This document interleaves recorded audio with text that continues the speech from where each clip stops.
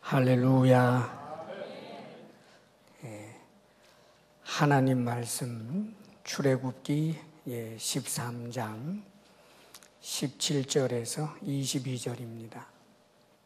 바로가 백성을 보낸 후에 블레셋 사람의 땅의 길은 가까울지라도 하나님이 그들을 그 길로 인도하지 아니하셨으니 이는 하나님이 말씀하시기를 이 백성이 전쟁을 하게 되면 마음을 돌이켜 애굽으로 돌아갈까 하셨음이라. 그러므로 하나님이 홍해의 광야길로 돌려 백성을 인도하시매 이스라엘 자손이 애굽 땅에서 대열을 지어 나올 때에 모세가 요셉의 유고를 가졌으니 이는 요셉이 이스라엘 자손으로 단단히 맹세하게 하여 이르기를 하나님이 반드시 너희를 찾아오시리니 너희는 내 유고를 여기서 가지고 나가라 하였음이더라. 그들이 숫곳을 떠나서 광야 끝 에담의 장막을 치니 여호와께서 그들 앞에서 가시며 낮에는 구름 기둥으로 그들의 길을 인도하시고 밤에는 불 기둥을 그들에게 비추사 낮이나 밤이나 진행하게 하시니 낮에는 구름 기둥 밤에는 불 기둥이 백성 앞에서 떠나지 아니하니라. 아멘. 할렐루야. 우리 인사하겠습니다. 활짝 웃으시면서 손도 좀 잡아주시고 인사하시면 좋겠습니다. 주님 안에서 사랑합니다. 축복합니다. 주님 안에서 사랑합니다. 축복합니다. 그래요. 한 번 더 인사합니다.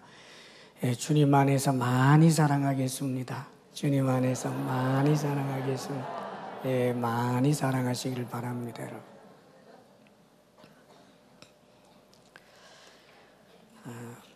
우리 하나님께서 이스라엘 백성들을 이제 애굽에서 종으로 노예로 살고 있는 그들을 드디어 이제 인도하셔서 가나안을 향하여 이제 이끌고 나가시게 된 그 내용입니다. 하나님께서 가나안까지 이스라엘 백성들을 인도하시는데 사실은 그 모세를 인도자로 지도자로 세우셨습니다마는 출애굽해서 가나안 땅에 가기까지 진정한 인도자는 모세가 아니고 하나님이십니다. 하나님께서 이제 이스라엘 백성들을 인도하시는 거지요. 영적으로 우리가 이 의미를 보게 되면 이 애굽과 같은 이 세상에서 우리는 노예로 살아왔습니다. 죄의 노예 또 마귀의 노예로 그리고 언젠가는 죽을 수밖에 없는 죽음의 그런 비참한 노예로 살아오던 우리들이 예수님을 믿음으로 이제 하나님의 자녀가 되는 즉 출애굽을 하게 된 거지요. 그렇지만 우리의 그 목적지에 아직까지 완전히 도달한 건 아닙니다. 이스라엘 백성들이 애굽에서 나와서 광야 생활을 하게 되는 것처럼 우리들도 영원한 저 하늘나라 가기까지 우리는 이 믿음의 삶을 살아야 합니다. 거기까지 우리는 하나님의 인도를 받아서 영원한 하늘나라 천국에 들어가야 하는 것입니다. 그러기 위해서는 철저하게 이제 하나님의 인도를 받아야 하는데 오늘 성경에 보면 하나님께서 이스라엘 백성들을 인도하시는 그 특징들이 좀 나타나지요. 이 말씀 가운데 오늘 17절, 18절 말씀을 먼저 한번 읽어볼까요? 다 같이 시작. 바로가 백성을 보낸 후에 블레셋 사람의 땅의 길은 가까울지라도 하나님이 그들을 그 길로 인도하지 아니하셨으니 이는 하나님이 말씀하시기를 이 백성이 전쟁을 하게 되면 마음을 돌이켜 애굽으로 돌아갈까 하셨습니다. 그러므로 하나님이 홍해의 광야길로 돌려 백성을 인도하시매 이스라엘 자손이 애굽 땅에서 대열을 지어 나올 때에 이스라엘 백성들이 람셋에서 이제 출발을 했거든요. 이 람셋은 일종의 신도시와 같은 거예요. 이스라엘 백성들이 정말 피땀을 흘려서 건축한 그 람셋, 그곳에서 출발을 해서 드디어 이제 숫곳을 거치고 에담까지 가는 그 길을 오늘 여기 보여줍니다. 사실 여러분들이 성경을 펴서 특별히 지도가 있는 분들은 나중에 한번 지도를 보게 되면 이집트에서부터 가나안 땅은 그 지중해 해안길을 따라서 그냥 곧장 쭉 가면 됩니다. 그런데 여기 지금 숫곳과 에담이라고 하는 곳은 시내산 쪽을 향하여 동남쪽으로 아래쪽으로 이렇게 내려오는 길이에요.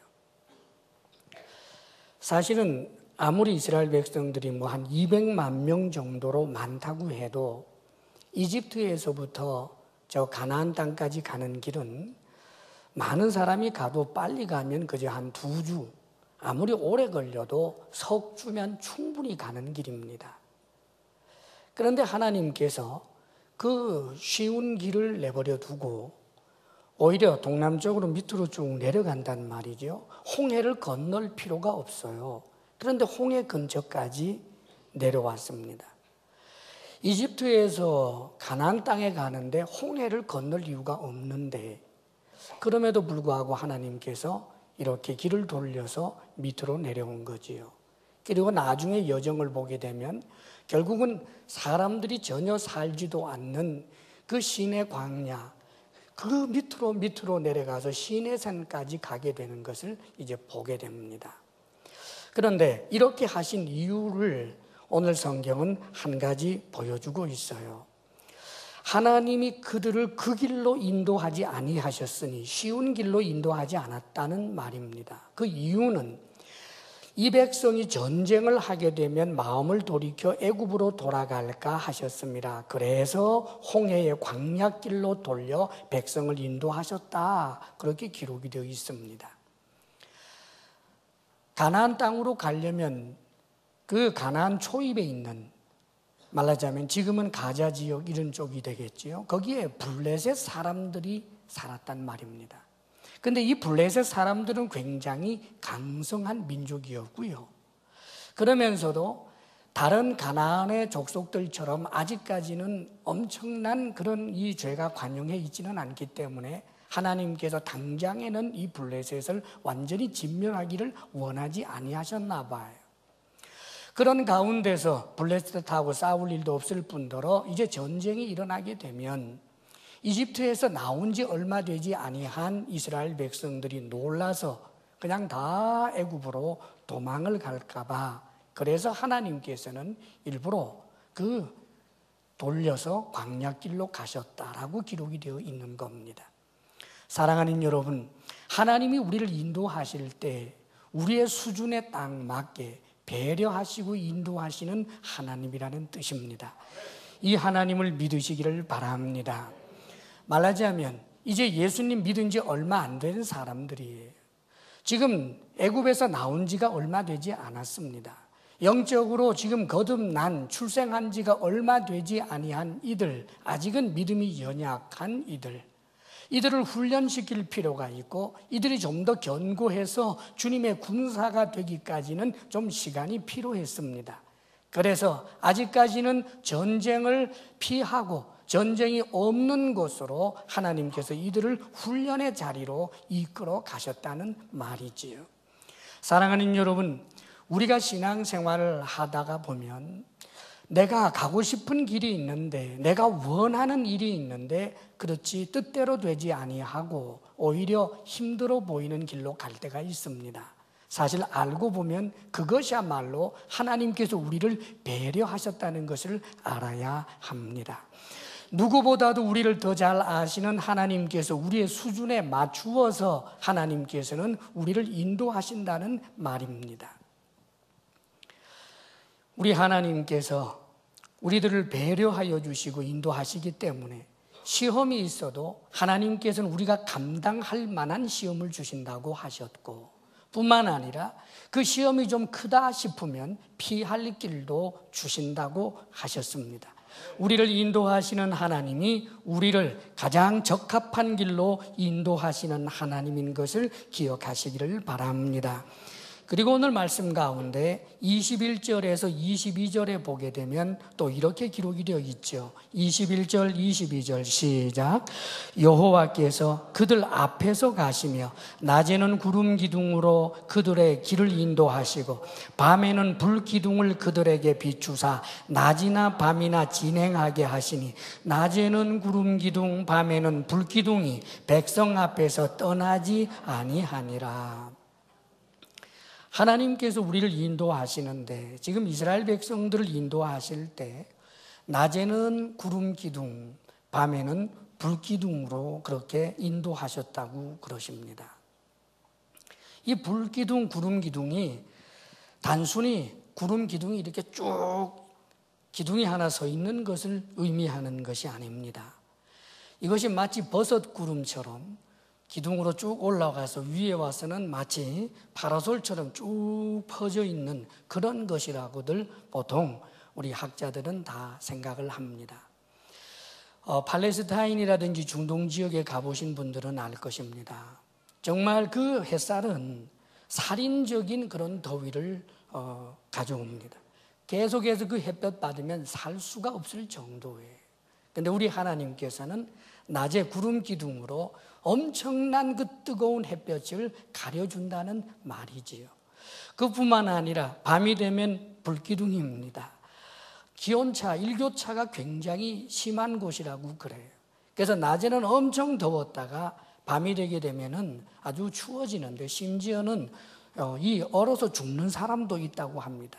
그러니까 그럴 때 하나님께서 이 일교차가 너무 심한 이들에게 낮에는 말하자면 이 난로를 주시는 거예요. 불기둥이 쫙 올라와서 위로부터 또 이렇게 덮어 내려주시고 따뜻한 난로처럼 되어서 그들이 가장 적절한 온도 속에서 밤을 지낼 수 있도록 그렇게 해주셨다는 말이지요. 하나님이 우리를 인도하시는 특징이 우리를 보호하신다는 말입니다. 하나님께서 우리를 지켜주시고 보호하시면서 가장 좋은 길로, 가장 적합한 길로 인도하시는 하나님인 것입니다.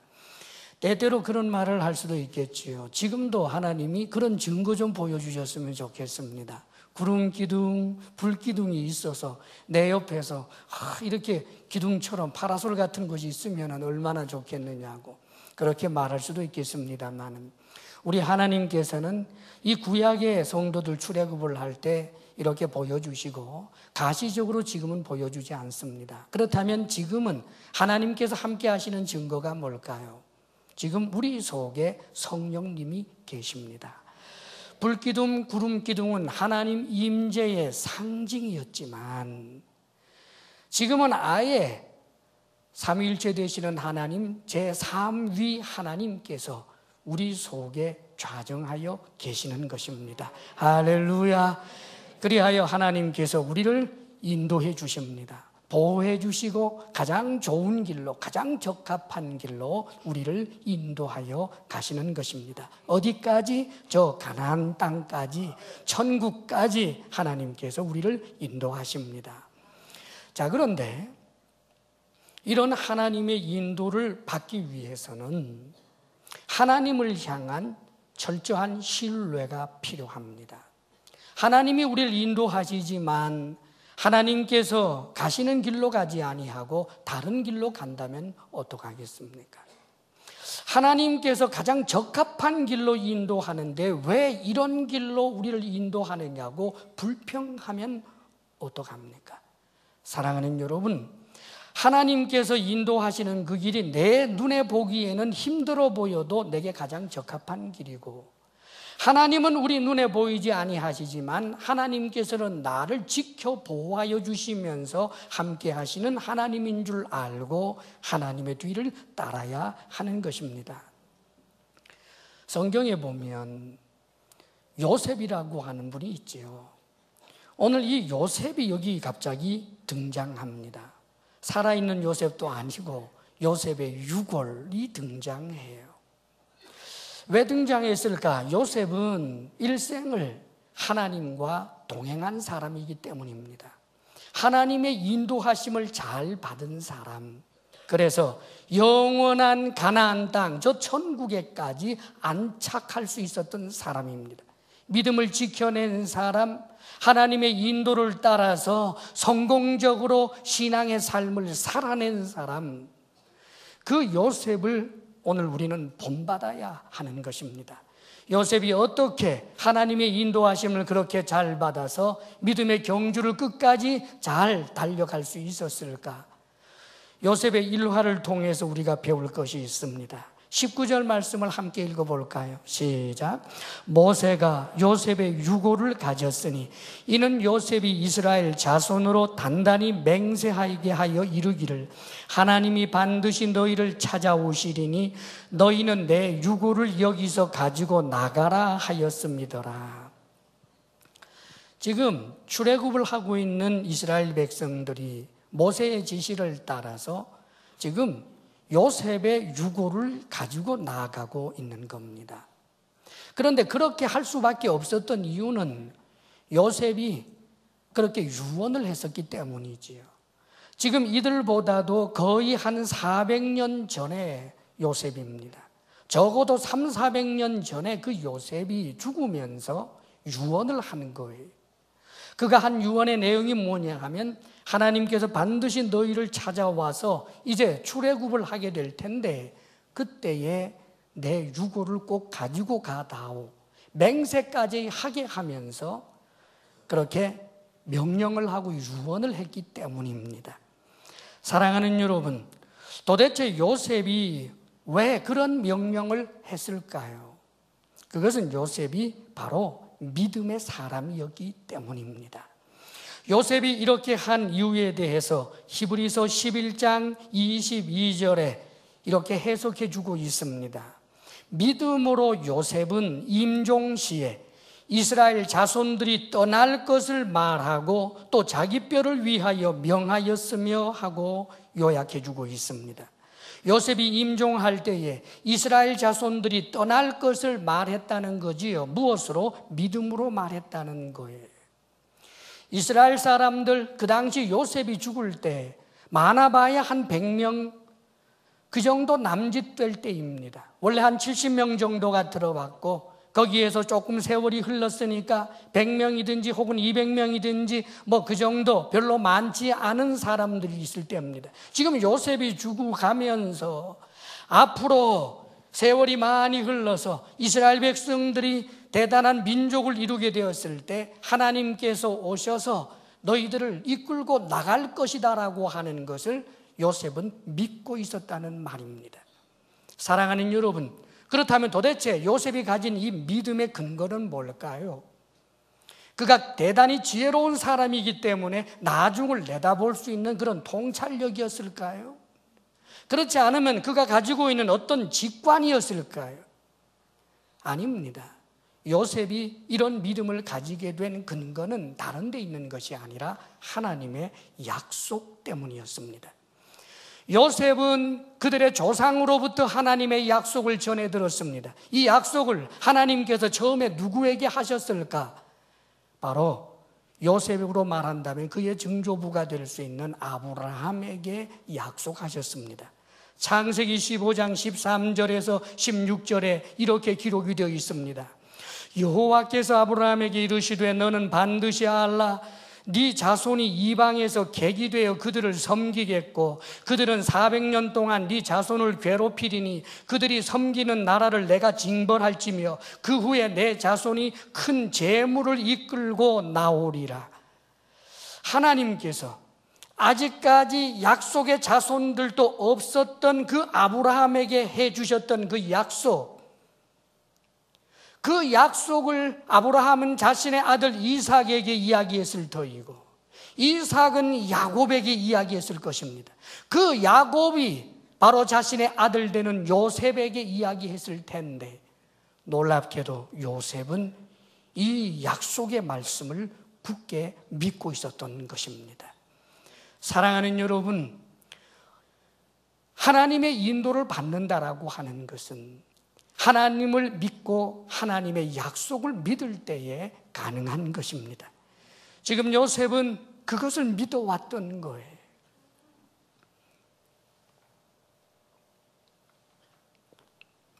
그 약속의 말씀을 믿고 그래서 유언을 하는 겁니다. 반드시 하나님께서 너희들을 찾아올 것이다.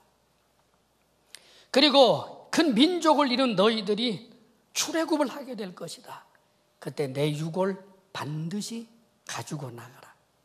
사랑하는 여러분, 바로 요셉은 하나님의 약속의 말씀을 믿는 사람이었기 때문에 언제나 하나님의 인도를 받으며 살 수 있었던 것입니다. 그렇지요. 요셉의 일생 자체가 그러지 않았습니까? 하나님께서 요셉에게 약속을 해주셨습니다. 꿈으로 약속을 해주셨지요. 요셉은 그 꿈이 이루어질 것을 믿었습니다. 그렇기 때문에 어떤 처절하고 어려운 상황 속에서도 그는 즐겁게 감사하며 현실을 이겨낼 수 있었던 것입니다. 우리의 신앙도 마찬가지입니다. 하나님을 믿는 믿음, 하나님의 약속을 믿는 믿음, 그것이 있을 때 하나님의 인도를 따라갈 수 있습니다. 하나님이 오른쪽으로 가는데 내가 생각할 때 저 오른쪽은 힘든 길이에요. 하나님 그 길로 나는 안 가겠습니다 하고 왼쪽 길을 고집한다면 하나님이 인도하는 그 길이 가장 좋은 길인데 내 눈에 볼 때는 좋은 길이 아니다라고 생각을 하여 내 눈에 좋다고 보이는 길로만 가겠다고 고집한다면, 하나님을 믿지 못하고 하나님의 약속을 믿지 못한다면 어떻게 천국까지 믿음의 길을 갈 수가 있겠습니까? 사랑하는 여러분, 요셉이 그리하였듯이 우리는 하나님의 그 신실하심을 믿고 하나님의 약속을 믿는 믿음의 사람들이 되시기를 바랍니다. 그리하여 하나님께서 인도하시는 그 길이 최선의 길인 줄 알고 내 삶의 자리에서 일어나는 이런 사건 저런 사건들이 있다 할지라도 그 모든 일에 하나님의 계획하심이 있다는 것을 분명히 믿고 내가 원하지 아니하는 일들이 일어났다 할지라도 그것으로 인하여 하나님 원망하며 하나님이 인도하심을 거부하는 어리석고 믿음이 적은 자들이 되지 않기를 주의 이름으로 축복합니다. 아멘. 그리고 또 한 가지, 요셉이 왜 자신의 유고를 가지고 가라 했을까? 요셉은 바로 믿음의 사람이었기 때문이고요. 또 한 가지, 요셉은 증거하는 사람, 증거의 사람, 하나님을 증거하는 사람이었기 때문입니다. 하나님을 증거하는 사람이 하나님의 인도를 받는 법입니다. 하나님을 드러내고 하나님을 나타내기를 원하는 그 사람이 하나님의 인도하심을 받을 수가 있어요. 요셉의 유골이 이제 이스라엘 백성들과 함께 가는 광경을 여러분 한번 상상해 보십시오. 지금 요셉은 도대체 왜 자신의 유골을 가져가라 할까? 민족주의적으로 이스라엘 백성들과 함께 하기를 원한다라고 하는 그 꿈 하나 때문이었을까? 아닙니다. 요셉은 자신의 그 유골을 통해서 하나님이 드러나고 하나님의 영광이, 하나님의 신실하심이 드러나기를 원했기 때문입니다. 이제 급박하게 출애굽을 해야 되는 상황에서 모세의 지시를 따라서 요셉의 그 무덤이 헤쳐지고 미라로 되어 있는 그 어마어마한 요셉의 무덤을 파헤치면서까지 이제 그 요셉의 해골들을 추려서 그걸 관에다 넣어서 지금 가는 거예요. 이스라엘 백성들에게 있어서 궁금했을 것입니다. 왜 저렇게 관을 가져가야 돼요? 왜 번거롭게 그렇게 해야 하지요? 그 이유에 대하여 답을 하는 이들이 있을 것입니다. 무엇이라고 대답했겠습니까? 요셉님, 우리의 조상 요셉님께서 이미 400년 전에 하나님께서 오셔서 우리를 출애굽할 것이라고 말하면서 당신의 유골을 가져가 달라고 했어 라고 이야기할 것입니다. 이스라엘 백성들이 무슨 생각이 들었을까요? 400년 전에 아니 그때부터 요셉이 알고 있었다고요? 하나님의 약속이라고요? 아, 그렇구나. 우리의 조상 아브라함으로, 이삭으로, 야곱으로, 요셉으로 이어진 그 약속의 말씀을 따라서 오늘날 우리가 이렇게 나가게 된 것이로구나. 우리가 이렇게 나가게 된 것은 어떤 정치적인 격변이거나 어떤 국제 정세 때문도 아니고 모세라고 하는 어떤 한 영웅 때문도 아니라 약속에 대하여 신실하신 하나님 때문이로구나. 하나님의 이름이 드러나고 하나님의 영광이 드러나는 사건이었던 것입니다. 요셉은 적어도 자신의 유고를 통해서라도 하나님의 이름이 드러나기를 원했던 사람입니다. 사랑하는 여러분, 애굽 사람들은 어떠했을까요? 애굽 사람들도 요셉을 모르겠습니까? 요셉 압니다.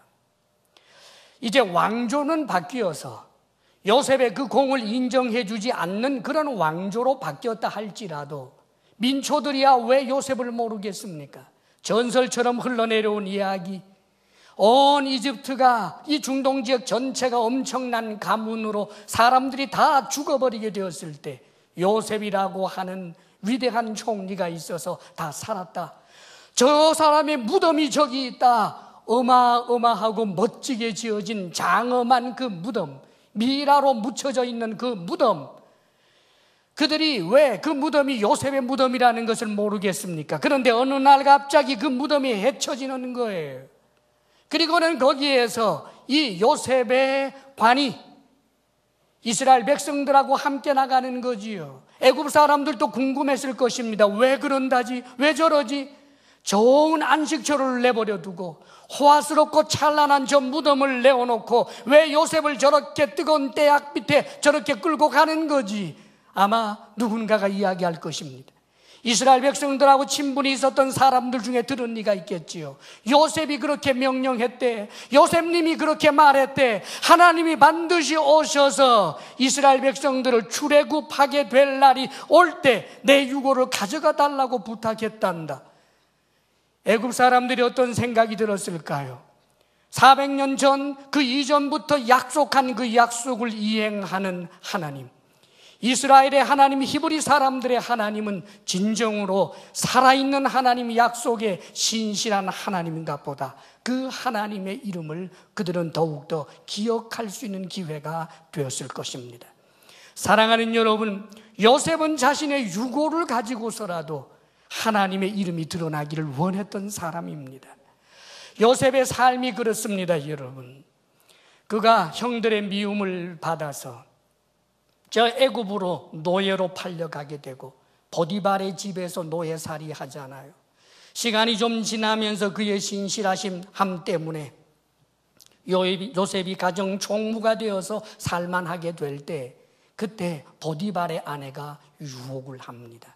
놀랍게도 말입니다, 요셉은 이 악한 여자에게도 하나님을 드러내요. 요셉이 이렇게 말하지요. 동침하자고 하는 그 주인 마님에게, 내 주인이, 우리 주인이 나를 충성되이 여겨서 가정에는 이 모든 것을 다 맡겼습니다마는 한 가지 맡기지 아니한 것, 금한 것이 있는데 그것은 오직 당신입니다. 그 이유는 당신은 내 주인의 아내이기 때문입니다. 그러면서 그는 계속해서 이렇게 말합니다. 내가 어찌 이 큰 악을 행하여 하나님께 죄를 지으리이까?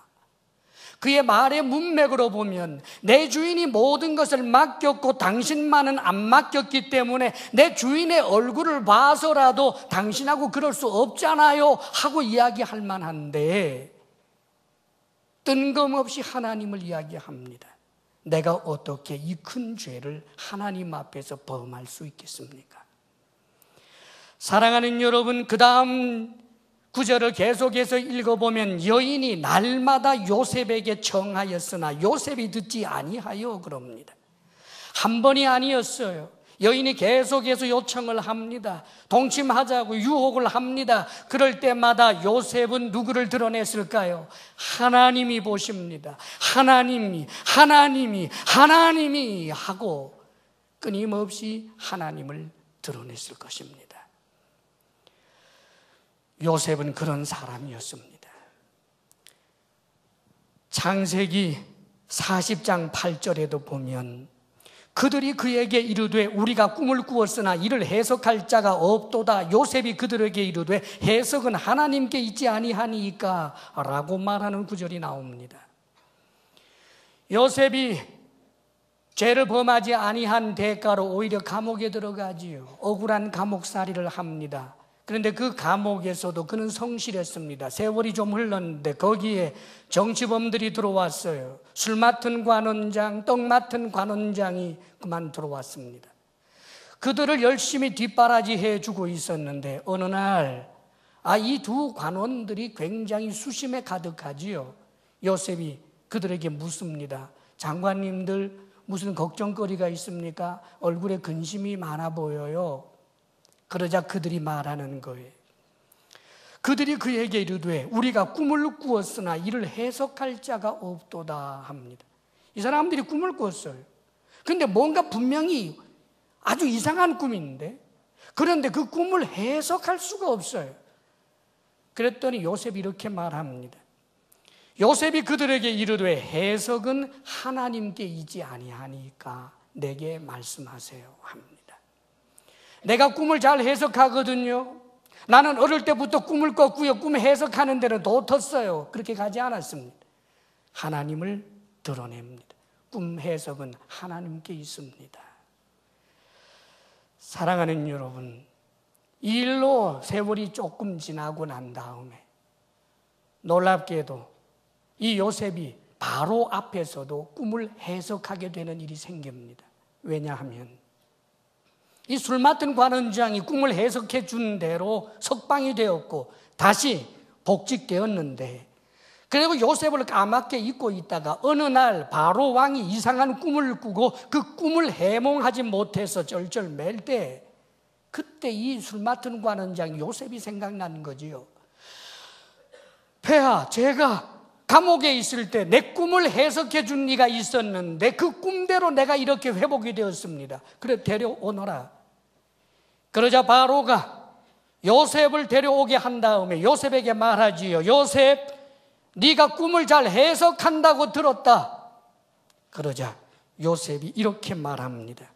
요셉이 바로에게 대답하여 이르되 내가 아닙니다.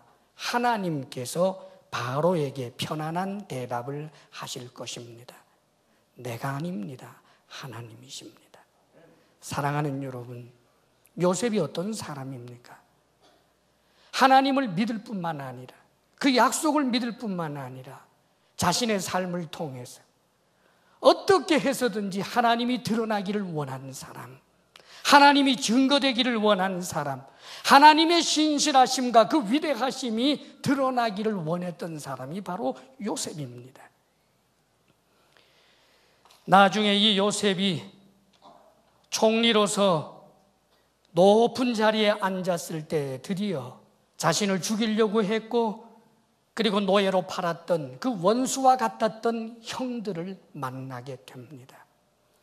그런데 그 형들을 만났을 때 총리가 된 요셉이 여전히 이렇게 말합니다.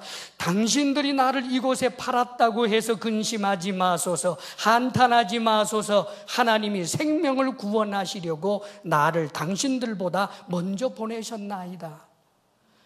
사랑하는 여러분, 낮고 미천한 자리에서 좀 살아나고 싶어서 하나님을 드러낼 수는 있어요. 그런데 요셉은 감옥에 있을 때만 하나님을 드러낸 것이 아니고 노예로 있을 때만 하나님을 드러낸 것이 아니라 이제는 아쉬울 것 없는 최고의 높은 자리, 출세한 그 자리에서도 여전히 자신이 아니라 하나님을 드러내기를 원했던 거예요. 이런 사람, 하나님이 함께 하시고 하나님께서는 그를 기쁘게 인도하시는 것입니다. 지금 우리는 오늘 특별히 이 주일, 종료주일 혹은 고난주일입니다. 이제 고난주간을 보내게 되겠지요. 이것이 특별히 의미가 있는 것은 우리를 위하여 십자가에 못 박혀 죽으신 우리 주 예수 그리스도 바로 그 사건 때문입니다. 예수님의 십자가 사건은 하나님의 사랑의 사건입니다. 우리를 구원하기 위한 무한한 하나님의 사랑, 그러기에 사랑하는 여러분, 우리는 예수 그리스도의 십자가 사건의 증인이 되어야 하는 것입니다. 예수님을 믿는다라고 하는 이들은 또 다른 이름이 예수 그리스도 부활의 증인이요 하나님 사랑의 증인이 되어야 하는 것입니다. 그렇기 때문에 예수님께서는 자신의 제자들을 길러놓고 3년 동안 훈련을 시키고 난 다음에 승천하시기 전에 제자들에게 했던 부탁은 가서 모든 민족을 제자 삼아 아버지와 아들과 성령의 이름으로 세례를 주고 내가 너희에게 분부한 모든 것을 가르쳐 지키게 하라. 볼지어다 내가 세상 끝날까지 너희와 항상 함께 있으리라 말씀하셨습니다. 그렇습니다. 증인으로 살라는 거지요. 그럴 때 주님이 함께 하시겠다는 것입니다. 하나님이 인도하시겠다는 말씀입니다. 사랑하는 여러분, 하나님의 이름을 드러내려 하지 아니하고 하나님의 사랑을 나타내는 일에 인색하며 내 이름 드러내고 나 자신의 출세에만 그렇게 목을 메어 산다면 우리는 진정으로 하나님의 뒤를, 우리 주님의 뒤를 따를 수가 없는 것입니다. 요셉처럼 우리들도 하나님을 드러내는 증거의 삶을 살 수 있게 되기를 주의 이름으로 축복합니다. 또 한 가지 여기 중요한 의미가 있습니다. 도대체 요셉이 왜 자신의 유고를 가져가게 했을까? 그가 믿음의 사람이었기 때문이고 유고를 통해서라도 하나님이 드러나기를 원했기 때문이요. 또 한 가지는 그는 가나안을 소망했기 때문입니다. 요셉은 지금 애굽 땅에 묻혀 있습니다. 애굽은 그가 출세한 곳입니다. 사실 많은 사람들은 자신이 출세한 그곳에다가 기념비라도 세우려고 할 것입니다. 지금 요셉의 무덤은 그 당시에 왕들의 무덤과 같이 어마어마한 무덤이었을 것으로 그렇게 내다봅니다. 이 무덤이 누구의 무덤이냐? 요셉의 무덤이요. 요셉 그는 어떤 일을 했느냐? 수많은 사람들을, 죽을 뻔한 사람들을 살려낸 사람입니다. 그 엄청난 흔적이 있는데, 그런데 요셉은 그 흔적을 지워버리고 가나안 땅으로 가기를 원했던 것입니다. 요셉의 소망대로 세월이 정말 흘러서 40년, 정말 그 요셉의 유골은 말입니다, 모세의 손에 있다가 나중엔 여호와의 손을 거쳐서 오랜 세월 광야에서, 그렇게 먼지 날리는 광야에서 세속적으로 말하면 제대로 된 안식을 누리지도 못하면서 40년 세월 보내다가 드디어 저 가나안 땅에 들어갑니다. 여호수아 24장 32절에 보면 또 이스라엘 자손이 애굽에서 가져온 요셉의 뼈를 세겜에 장사하였으니 이곳은 야곱이 190타를 주고 세겜의 아버지 하몰의 자손들에게 산 밭이라. 초라한 밭에 덩그러 있는 조그만한 동굴 같은 곳에 그의 유골이 그의 아버지 뼈와 함께 그렇게 저장이 되고 말았던 것입니다. 사랑하는 여러분, 요셉이 바라는 게 뭘까요? 애굽의 엄청난 보화보다도, 이 세상의 엄청난 보화보다도, 그 출세보다도, 내 이름이 난 것보다도 그가 꿈꾸는 것은 가나안 땅이었습니다. 육신의 가나안 땅, 그것을 말하는 것일까요? 사랑하는 여러분, 요셉이 정말 꿈꿨던 것은 저 가나안이라고 하는 눈에 보이는 그 땅에 자신이 묻히는 것, 정말 그것만을 원한 것이었겠습니까? 만일 그랬다면 요셉이 이렇게 번거롭게 할 이유도 없었겠지요. 아마 요셉은 그가 가지고 있었던 엄청난 권력으로, 자, 저 가나안 땅에서 제일 좋은 땅을 좀 사라,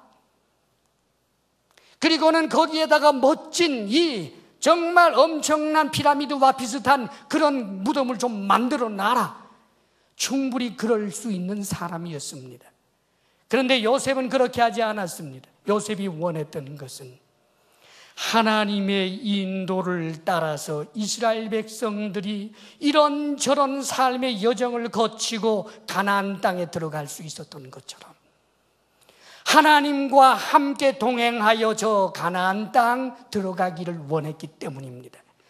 영적인 의미를 적어도 요셉은 알고 있었습니다. 그렇기 때문에 히브리서 11장 14절 16절에서 믿음의 선진들이 가졌던 그 본향에 대한 소원에 대해서 이렇게 소개해 주고 있습니다.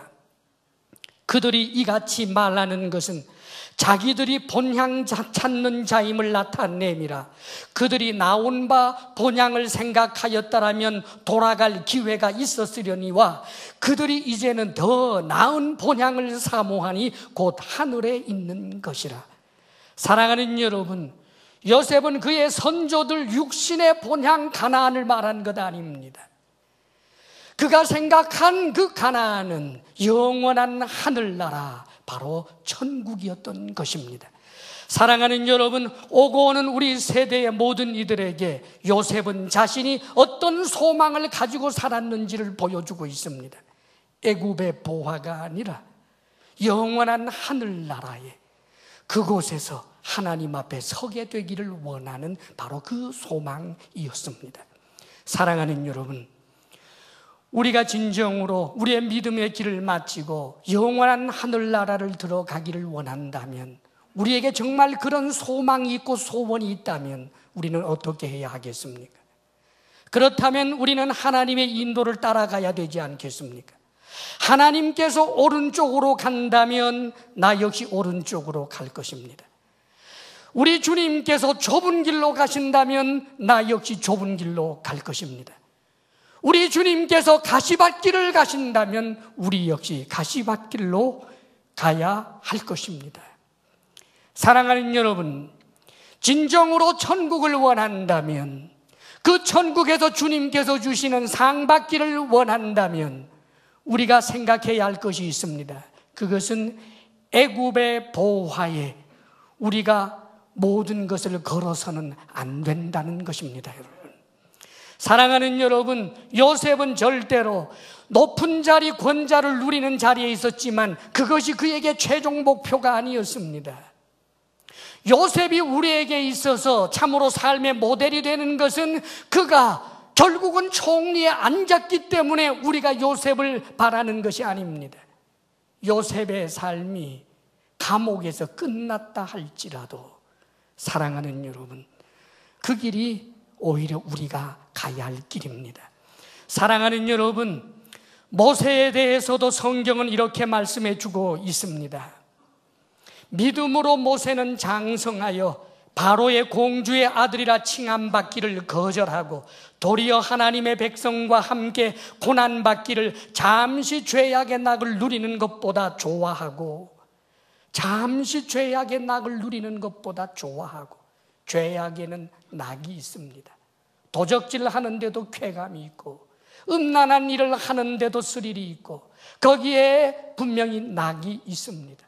남을 괴롭히는데도 낙이 있고, 못된 짓을 해서 엄청난 재물을 모아서 그 재물을 쓰는데 낙이 있고, 죄악에 낙이 있습니다. 그러나 기억하십시오, 잠시일 뿐입니다. 사랑하는 여러분, 모세는 그가 그 정치판에 뛰어들어서 애굽의 다른 경쟁자들을 물리치고 정권을 잡는 것을 삶의 목표로 삼았던 것이 아닙니다.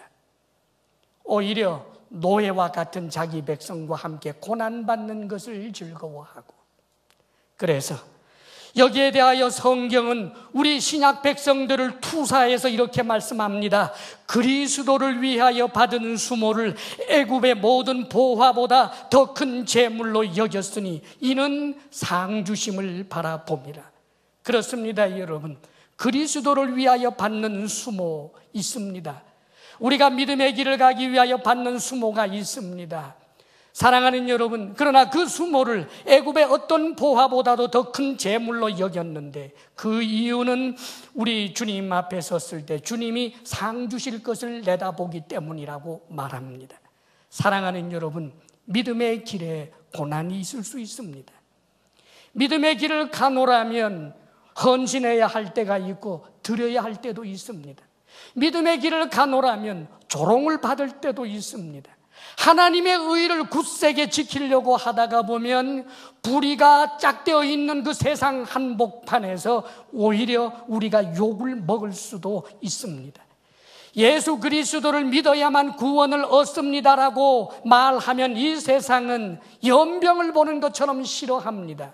편협하고 독선적인 그런 그리스도인이 싫다고, 나는 예수 믿는 사람 싫다라고 그렇게 말하는 그 분위기 속에서도 내가 예수 믿는 사람입니다. 사랑하는 여러분, 예수 믿는 사람들을 온 세상이 다 쌍수를 들고 환영할 때 내가 예수 믿는 사람이요 말하기는 쉽습니다. 예수 믿는 것을 부끄럽게 여기는 세상에서 예수님을 영광스럽게 생각하고 세상 모든 사람들이 귀를 틀어막는다고 할지라도 하나님이 세상을 만드셨습니다. 진화된 것이 아닙니다. 천국이 있고 지옥이 있습니다. 예수님 믿어야 천국에 갑니다. 그것 때문에 조롱을 당하고 핍박을 당하고 어떤 어려움을 겪는다고 할지라도 우리는 끝까지 믿음의 길을 가야 하는 것입니다. 전날에 우리 예수님 오병이어의 기적 때문에 수많은 사람들이 해일처럼 몰려왔습니다. 우리에게 떡을 주소서, 떡을 주소서. 그들에게 주님께서는 내 살이 떡이다, 내 피를 마셔라 합니다. 그래서 사람들이 몽롱한 그런 이야기, 신앙적인 이야기, 현실적인 문제에는 답을 주지 않는 그런 이야기 싫다고 다 떠나버렸습니다. 그러자 예수님께서 사람들이 다 떠나가 버린 그 빈자리에서 제자들에게 묻습니다. 너희들도 나를 떠나려느냐? 그러자 베드로가 나서서 말합니다. 생명의 말씀이 여기 있음에 우리가 누구를 따라가겠습니까? 사랑하는 여러분, 주님입니다. 예수님 나 믿어요 한마디 해놓고 난 다음에는 하나님의 인도를 받지 아니하고 별어 별짓을 다 해도 가나안에 갈 수 있다라고 하는 것은 거짓 가르침입니다.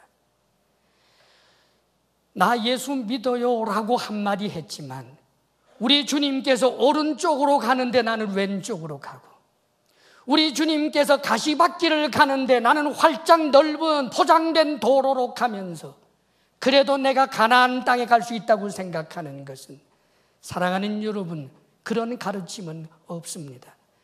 사랑하는 여러분, 내가 어떤 짓을 해도 어쩔 수 없이 하나님께서는 오른편으로 가시다가 내가 계속해서 왼편으로 가면 하나님이 어쩔 수 없이 왼편으로 오시고, 하나님이 좁은 길로 가시다가도 내가 넓은 길로 가면 어쩔 수 없이 넓은 길로 오셔서, 그래서 어쩔 수 없이 우리가 죽으면 천국에 데려다 놓을 수밖에 없는 우리의 노예인 하나님은 없습니다. 하나님 그분은 우리의 주님이십니다. 여러분, 하나님 그분은 하늘과 땅의 주 되시는 분이십니다. 그분을 따를 때 영생이 있고 그분을 위하여 어떤 대가를 지불하여 생명조차 준다 할지라도 하나님께서는 우리에게 영생으로 보상해 주시는 분이십니다.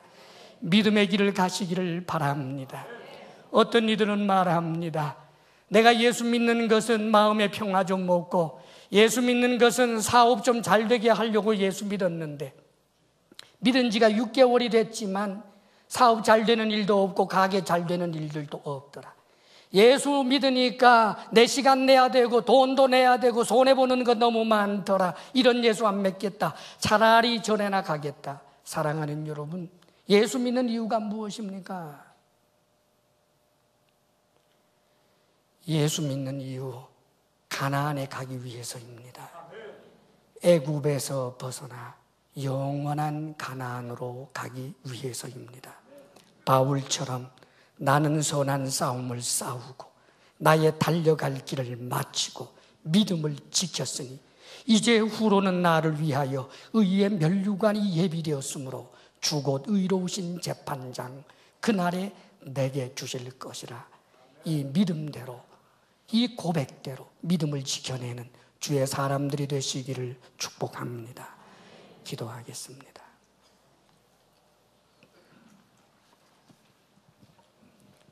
간절한 마음으로 주님 앞에 결단하며 기도하기를 원합니다. 요셉처럼 철저하게 하나님을 믿고 하나님의 약속을 믿는 사람이 되십시다. 요셉처럼 우리들도 하나님을 증거하고 드러내는 사람이 되십시다. 요셉처럼 이 땅의 보화가 아니라 저 영원한 하늘나라를 소망하십시다. 우리의 궁극적인 신앙의 목적은 영원한 하늘나라, 참으로 그곳이야말로 우리가 가야 할 곳입니다. 이 땅의 보화 때문에 하늘나라를 버리는 어리석은 사람이 되지 않게 하여 주옵소서. 하나님의 인도를 따라가는 이가 되게 하여 주옵소서. 이 시간 결단하며 기도하시기를 바랍니다. 사랑합니다. 찬양합니다. 우리 주님, 우리 아버지지요. 오 주님, 어떤 금은 보화가 주님보다 더 사랑스러울 수 있겠습니까? 그 어떤 길이 주님과 함께 가는 길보다 행복할 수 있겠습니까? 때때로 어리석고 바보처럼 주님을 향해 등을 돌리고 주님께서 인도하시는 믿음의 길로 가지 않고 애굽의 보화를 따라 가고자 했던 우리들입니다. 오 주님, 그러나 주님 이외에 영생을 주실 리가 없고 주님을 따르는 그 길에 가나안이, 천국이, 영원한 하늘나라 영광이 있음을 우리가 아오니 아버지여, 이 믿음의 길 어떤 경우에도 넘어지지 않게 하여 주옵소서.